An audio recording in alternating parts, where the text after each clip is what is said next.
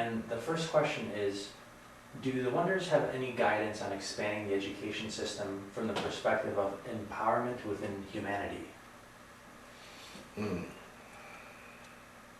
See it from this perspective, that if you provide the awareness to students, children, that they are sufficient, that there is nothing lacking within them, well then, dear friends, you are truly creating the leaders of the future world. Yes, it's good to teach them mathematics and English, and it's good to expose them to geography and history, and biology, and even some psychology. And it's good to provide different directions, different subject matters for them to study as they grow older, so that they can specialize and become lawyers and doctors and accountants, computer programmers and marketers, etc. But ultimately, the key to all education must be that all individuals are sufficient.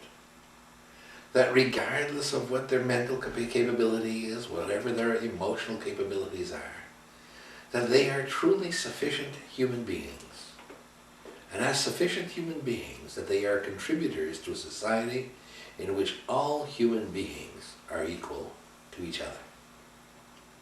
And by equal to each other, we don't mean in terms of everybody gets the same amount of money, and everybody gets the same amount of education. This is not a socialist equality. But it is equal in the sense that every individual is sufficient and nothing is lacking in anyone.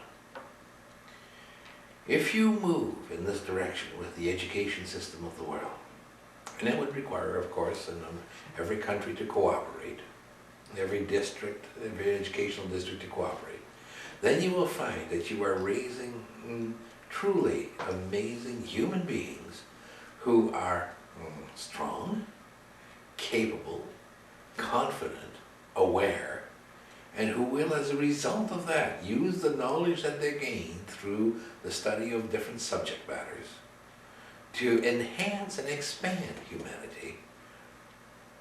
And as a result of that, won't fear each other, won't see a necessity to control each other, and most of all, won't try to become dictators and power brokers of the world. When you look at individuals today who are, in effect, in positions of power, or who are looking to become powerful people, whether they be power brokers, whether it be corporations, or whether it be politicians or dictators, you will recognize that in each and every one of them there is a fear of their own insufficiency, and they are looking to overcome that fear and overcome that sense that they are no longer sufficient. Once you change that, then you'll find you'll create a humanity that is truly about helping itself and each other, and not about helping necessarily the individual, for they will see that no individual is lacking. So as a result of that, the garbage picker will be a great garbage picker. The farmer will be a great farmer. The waitress will be a great waitress. The doctor will be a great doctor, etc., etc. Does it? And does the current educational system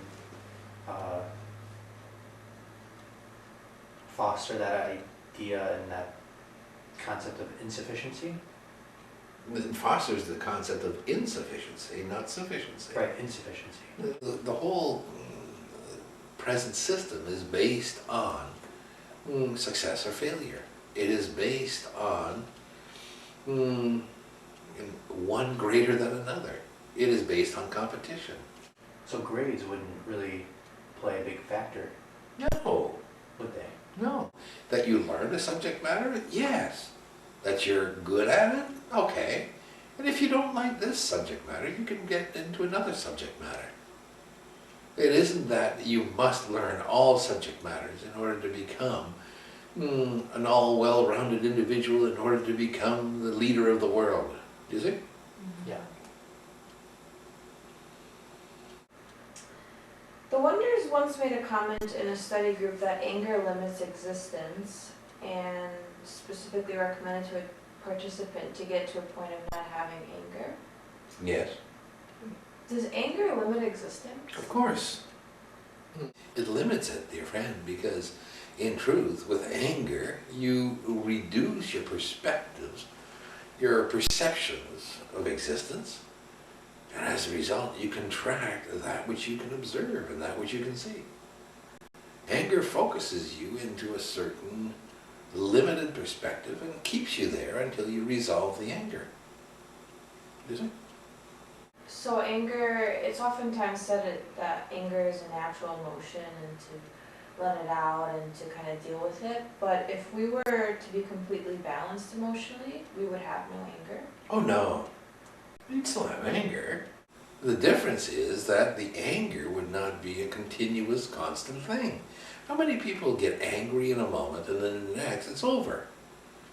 Very few. Most individuals get angry in a moment and they keep it dragging on and on and on, sometimes for weeks, days, weeks, months, years.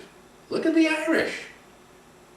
Look at the French versus the English. Look at the Serbians and the Bosnians. Look at the Islamic State. Look at the Sunnis versus the Shiites.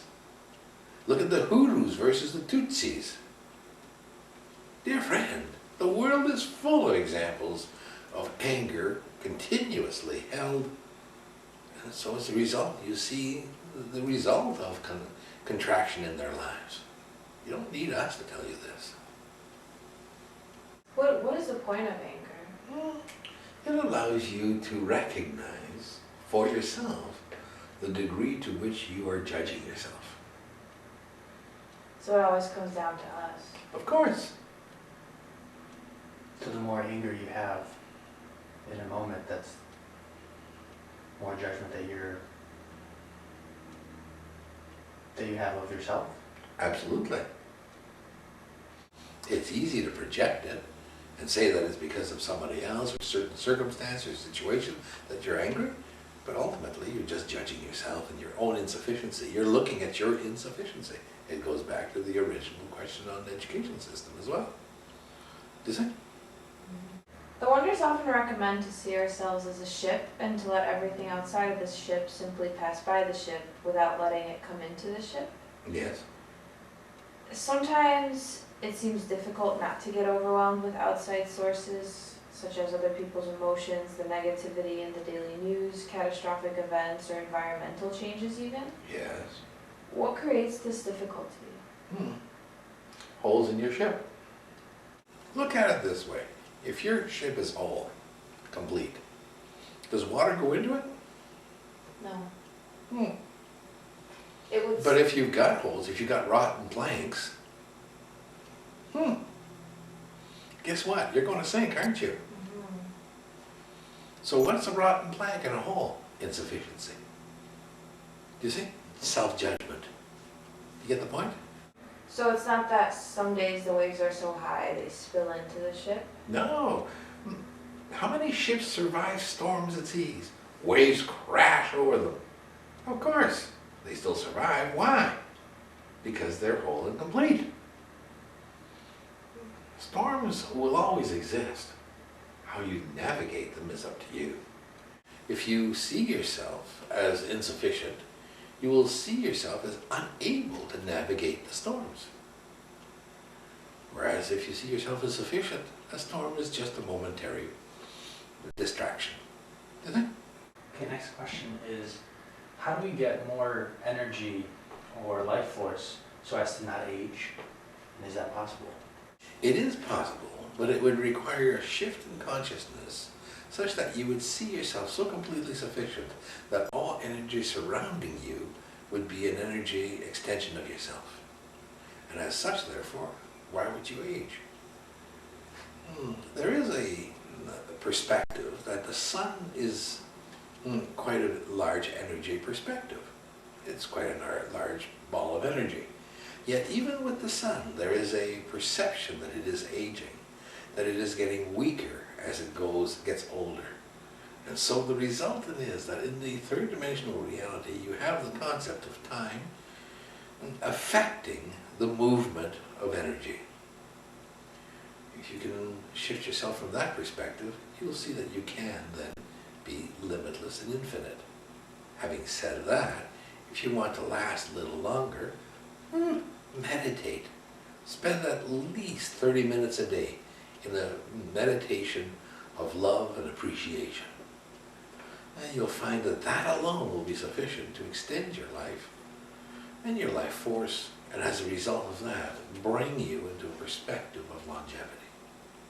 It won't give you limitless life, but it'll give you a perspective of longevity. You see? And don't forget, add in good clean water, good food, good organic food, minimal supplementation, and you'll find yourself expanding, and not just your waistline. Are there individuals that exist today that exceed what we see as the maximum of around 120 years of age? Yes. Where are they? Very well hidden. For if they were to present themselves to humanity, they would be made into science experiments. You see? Humans hate anything that's different from them. So why would they show themselves? They oftentimes live in isolation, away from the human element. Do you see? Do they live by themselves, or are there groups of these people? They mostly live set in fairly isolated, singular lives. And what do they do to help facilitate the longevity? They love life. They live for the moment. And of course they meditate. And how old are they?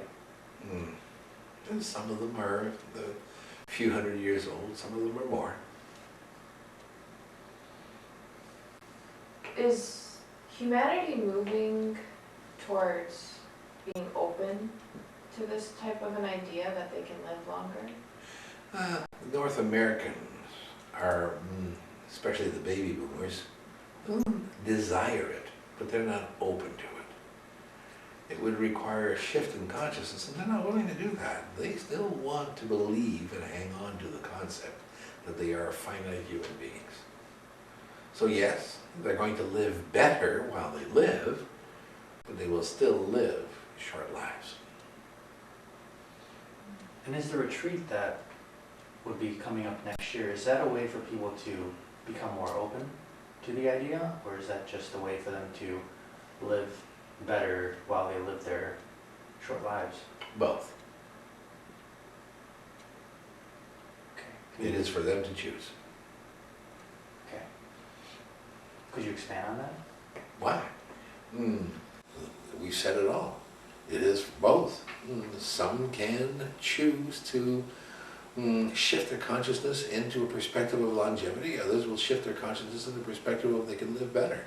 They're not willing to choose completely that which is required to set aside the necessity for aging. After all, how many of you, even yourselves, how willing are you to live past your friends, your acquaintances, the loved ones, etc., etc.? Is it?